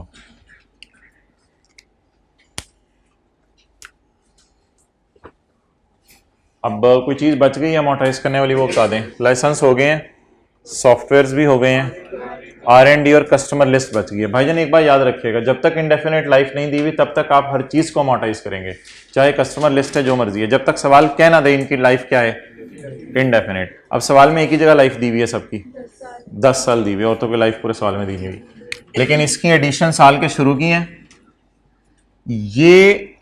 ये तो वर्क इन प्रोग्रेस टाइप था ना साल के शुरू में, और यकम मई को मुकम्मल हुआ, तो वर्क इन प्रोग्रेस टाइप मुकम्मल हो गया यकम मई को, तो यकम मई से ऑनवर्ड्स अमोर्टाइजेशन चार्ज करेंगे ना। तो वर्किंग नंबर 6 जी, और वर्किंग नंबर 7। कस्टमर लिस्ट कितने के रुपए की है? 20 इंटू डिवाइड बाय 10, हाँ सही कह रहे हो, 20 डिवाइड बाय 10 2, और 95 जमा 70 165 डिवाइडेड बाय 10। ये 165 आया है, किसी को समझना है तो 95 जमा 70, ये ना समझिएगा कि 95 को पूरे साल पे मोटाइज करना है और 70 को 2 महीने पे मोटाइज करना है। भाइयों बात सुने मेरी, समझे, ये ना कहिएगा कि ये नहीं बोंगी मारनी कि 95 तो आपने पे कर दिए थे साल के पहले दिन और फिर हमने जान मार के खर्चा किया है 70 का, तो 70 का खर्चा जकम मई तक हुआ, तो मई जून अमोटाइज कर दो 70 रुपए को और 95 को अमोटाइज कर दो पूरे साल। भाईजान ये एडिशन नहीं है कोई, ये एसेट पूरा हो रहा है।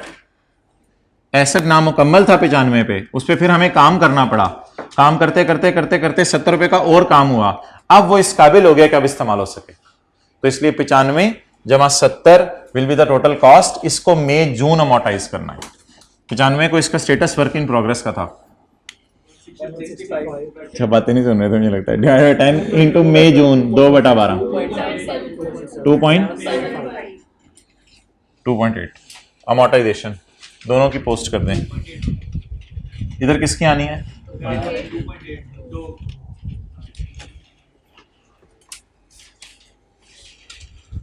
एक मिनट पहले मुझे दें, टोटल जरा करवा लेने दें। टोटल नहीं जरा देखें मैं टोटल्स करके से रहा हूं। इसकी तो डिस्पोजल कोई नहीं है। क्लोजिंग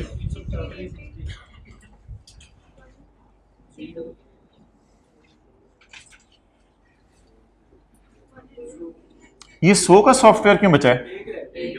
एक रह गया है। ये 10 रुपए की अमोटाइजेशन क्यों बची है? एक सॉफ्टवेयर रह गया ना। R&D की कॉस्ट और उसकी अमोटाइजेशन 2.8। कस्टमर लिस्ट किसी की हमने क्यों डाली? अपनी क्यों नहीं कस्टमर लिस्ट डाली? अपनी चीज से मोहब्बत नहीं, दूसरों की चीजों से मोहब्बत है। क्योंकि कस्टमर लिस्ट परचेज्ड है, इंटरनली वाली नहीं है।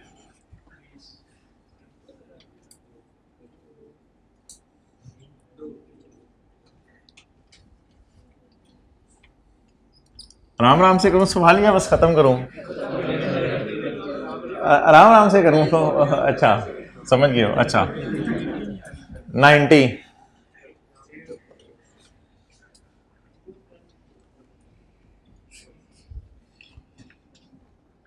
अब डब्बे ना होना चलेगा पेपर में टाइम।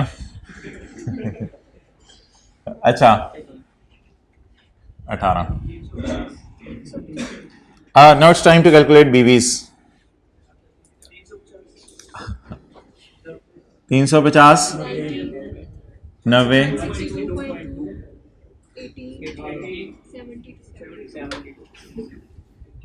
72 टोटल्स करा दें।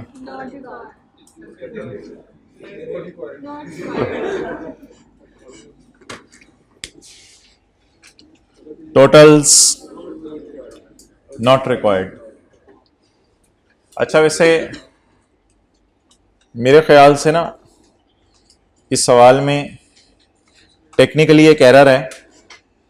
वो एरर आई कैप ने भी नहीं उसको एड्रेस किया, इसलिए मैं भी नहीं करा। इस सवाल में टेक्निकली एक एरर है, वो ये कि ये ना यकम मई 2018 से ऑनवर्ड्स ये अमोटाइज करना है, लेकिन सवाल कह रहे हैं कि रिमेनिंग लाइफ यकम जुलाई 17 को खड़े होके 10 साल है। तो बजाहिर ये इंटेंजिबल की लाइफ होनी चाहिए 9 साल और 2 महीने, होनी ही लाइफ 9 साल 2 महीने चाहिए।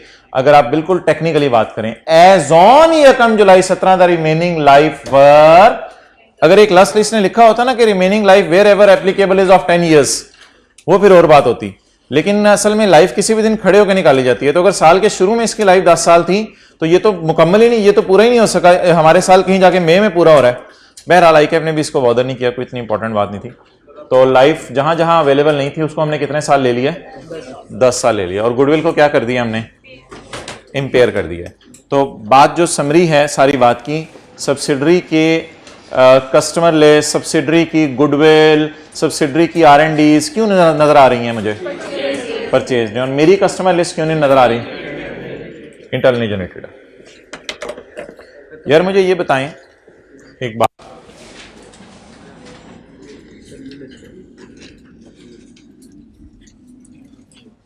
एक बात बताएं जरा भाई, इधर देखें जरा।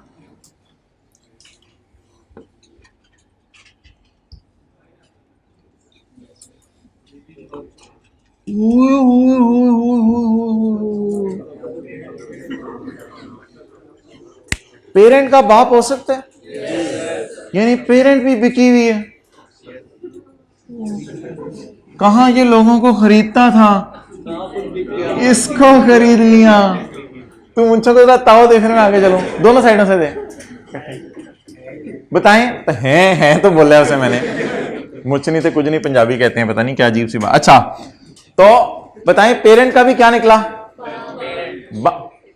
पेरेंट का भी क्या निकला? बाप।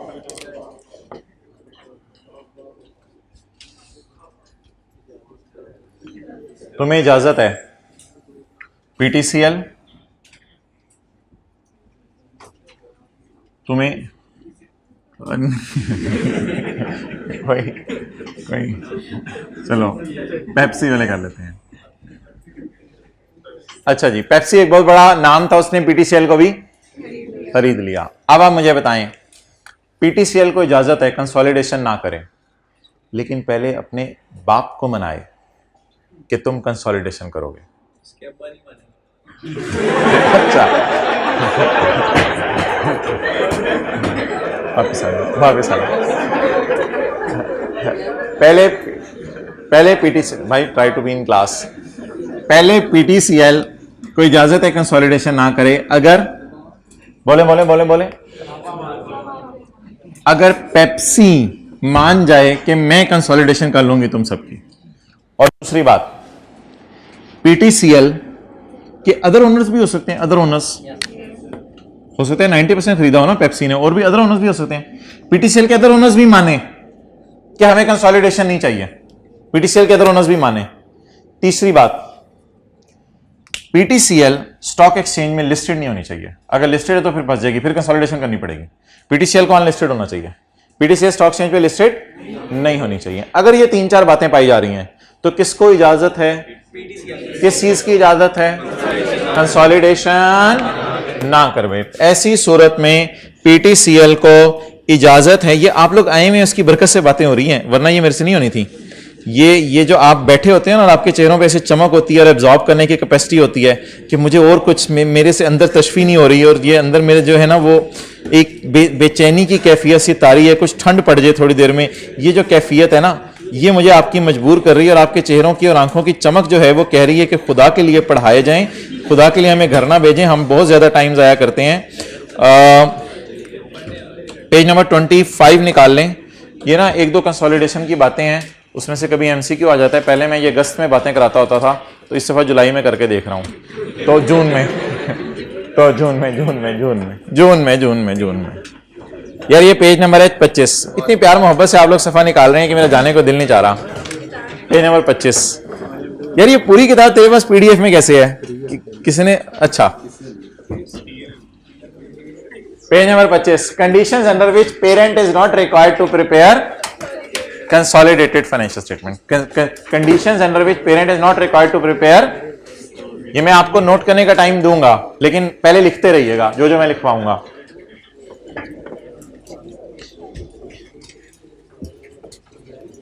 ये कौन है? ये, और ये कौन है?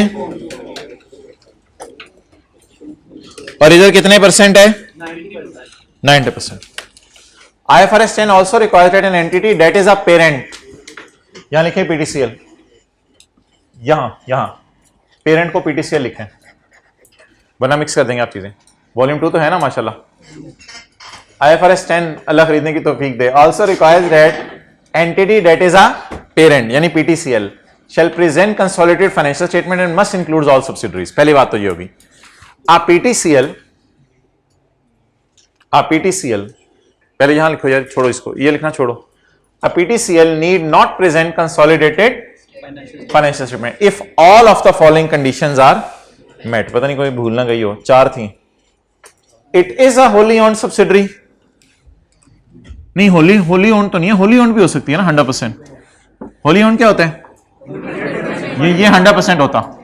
It is a wholly own subsidiary और इज अ पार्शली ओन, ये तो पार्शली ओन्ड है ना इस वक्त, तो it is a partially own subsidiary of an other entity. Another entity को लिख लें Pepsi, of an other entity. यार ये क्या मतलब है, and all its other owners. 90% Pepsi ने खरीदा हुआ है, तो 10% इसके हो सकता है भाई ने खरीदे हो shares, and its other owners including those not otherwise entitled to vote. कुछ ओनर्स वो भी होते हैं जिनको वोटिंग राइट नहीं होता, कुछ होते हैं जिनको वोटिंग राइट होता है, वो वाले लोग भी जिनको वोटिंग राइट नहीं है, सब ने इन्फॉर्म कर दिया है एंड डू नॉट, उनको इन्फॉर्म कर दिया हमने, and they do not object, उनको कोई एतराज नहीं है टू द पेरेंट, पेरेंट के ऊपर, पेरेंट कौन, पीटीसीएल, उनको पीटीसीएल पे कोई एतराज नहीं है, नॉट प्रेजेंटिंग द कंसोलिडेशन। अगर पीटीसीएल कंसोलिडेशन नहीं कर रही, किसी को एतराज नहीं।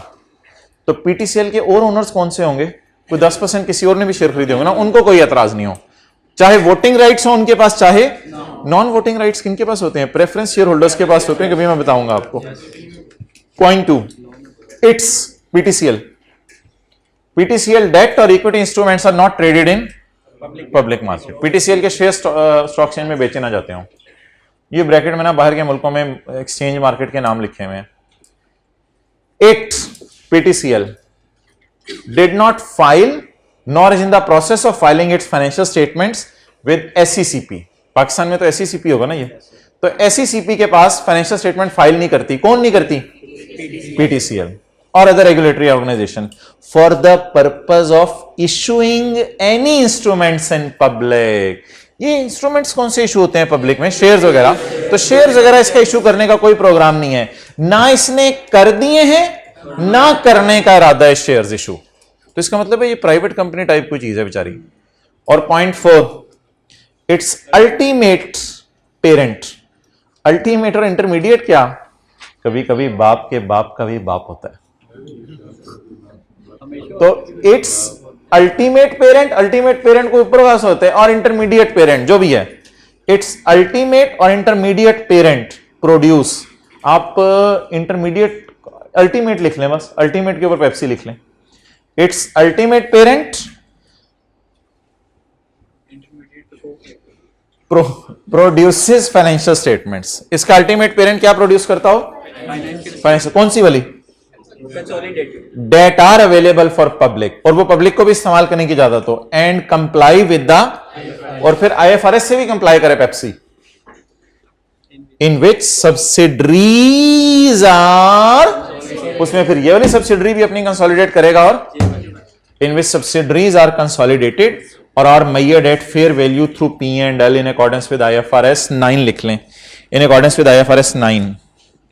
ये बात ना IFRS 9 में पढ़ेंगे, FVTPL क्या होता है, fair value through profit and loss. ये बात काट दें,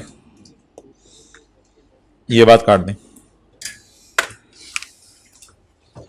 अच्छा,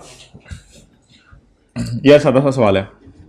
31 दिसंबर 2010 पीटीसीएल का ईयर एंड है, और 30 नवंबर 2010 यूफोन का ईयर एंड है। कंसोलिडेशन हो सकती है, बताएं कंसोलिडेशन हो सकती है। पहले ये बात सुन लें, 31 दिसंबर 10 किसका ईयर एंड है, पीटीसीएल का। 30 नवंबर कंसोलिडेशन हो सकती है।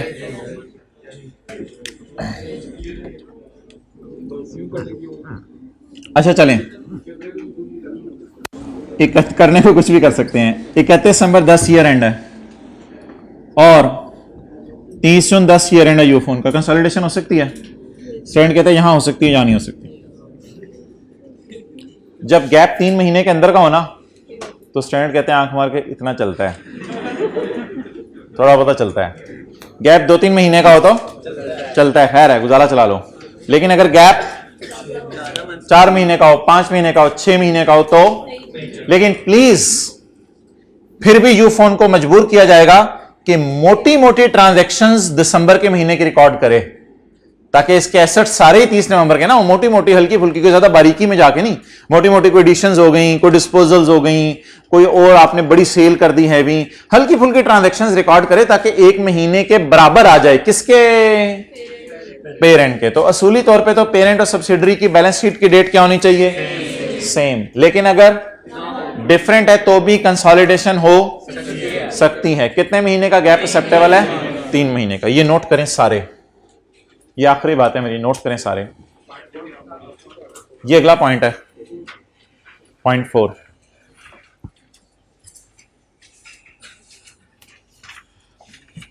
इसके साथ एक कंडीशन है, वो मैं इंग्लिश पढ़ के लिखूंगा कि क्या कंडीशन है।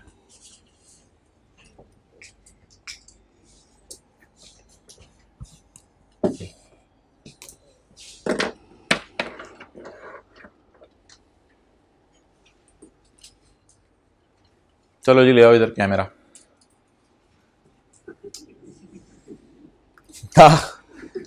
The financial statements of parent and its subsidiaries used in the, देख लेना इधर व्हाइट बोर्ड पे लिखा रहेगा प्यारे बच्चों, देख लेना इधर। अच्छा वो ना एक क्लास की आपको बात बतानी थी, क्लास है कैप 5 वाली, ठीक है। टीचर भी मैं सब बताऊंगा, ग्राउंड फ्लोर पे उनकी क्लास होती है और रूम नंबर 1 में होती है। उनके लिए ना कोई बंदा आधे घंटे बाद आएगा इसी रूम में, आधे या पौने घंटे बाद। वो शायद टर्म टेस्ट की डिस्कशन कहीं अपलोड करने के लिए लगवाए, तो मैं वैसे ही बता रहा हूँ, मैं वैसे ही। अच्छा जी मैंने गप मारी है। मैं एक बंदे को इनवाइट नहीं कर रहा, लेकिन अगर कोई ऑफर करूं तो the financial statements of the parent and it's subsidiaries used in the, यार देखें जितनी जान है ना लगा लें। मैं अपने आप को भी समझाता हूं कि जितनी जान है लगा लूं, क्या कर लूंगा घर जाके, कितने तीर मार लूंगा, सीए के बाद क्या कर लूंगा। तो जितनी जान है ना उतनी लगा लें, वरना किधर ले जानी है जान आपने। The financial statements of parent and it's subsidiaries used in the preparation of consolidated financial statement shall have the same period and, असली तौर पे तो सेम होना चाहिए year and. When period and is different, when period and is different, तो paper में सवाल नहीं आने ऐसे, लेकिन एमसीक्यू ऐसा, the subsidiary prepares for consolidation purposes additional financial information. आप प्रिपेयर करो एडिशनल फाइनेंशियल इंफॉर्मेशन। क्या प्रिपेयर करो? Additional information. डिटेल्ड में होगी, ऑडिट वगैरह कराएगी? नहीं, बस एडिशनल इन्फो प्रिपेयर करो, हल्की फुल्की कोई एक महीने के एसेट्स लायबिलिटीज बता दो कितनी increase decrease I. When period is different, the subsidiary prepares for consolidation purpose additional financial information as of the same date as the financial statements of parent to enable the consolidation unless it is impracticable to, अगर नहीं practicable तो बस नवंबर और दिसंबर को consolidate कर दो। If it is impracticable to do so, लेकिन अगर नहीं पॉसिबल हो रहा, subsidiaries most recent financial statements may be used with adjustments of significant transactions. आप कोशिश करो फाइनेंशियल स्टेटमेंट्स बना लो, एक महीने की नहीं बना सकते तो मोटी मोटी क्या कर दो, एडजस्टमेंट्स कर दो and events. In any case, किसी भी हाल में, difference between reporting dates shall be no more than 3 month से ज्यादा डिफरेंस नहीं होना चाहिए। And the length of the reporting periods and any difference between the dates of financial statement shall be the same from the period to period.